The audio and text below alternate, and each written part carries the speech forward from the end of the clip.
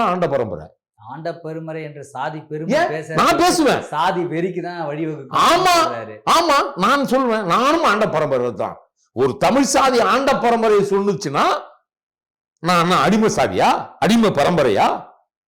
அறிவு சமூகம் மட்டும் இல்ல, பறையர்கள் இந்த மண்ணை ஆண்டிருக்காங்க.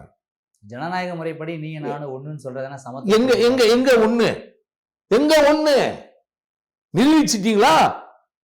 இருன்னு மாத்திட்டா சாதி ஒடிஞ்சிடுச்சா? தோழர் திருமாவளவனை கேட்கிறேன்.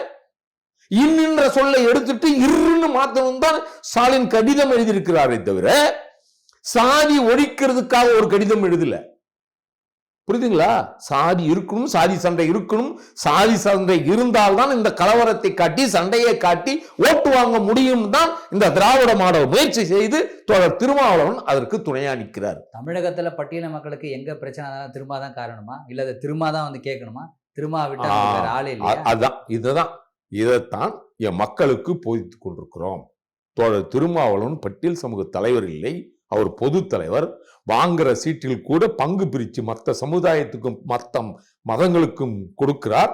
ஆதலால் பட்டியல் சமூகத்தில் இருக்கிற பெரும்பான்மையா வாழ்ந்து கொண்டிருக்கிற இந்த மக்கள் விழிப்போடு இருந்து யார் நமக்குண்டான தலைவர் என்பதில் அடையாளம் கண்டுபிடிக்க வேண்டிய சூழலில் நாம் இந்த மக்கள் வாழ்ந்து கொண்டிருக்கிறார்கள்.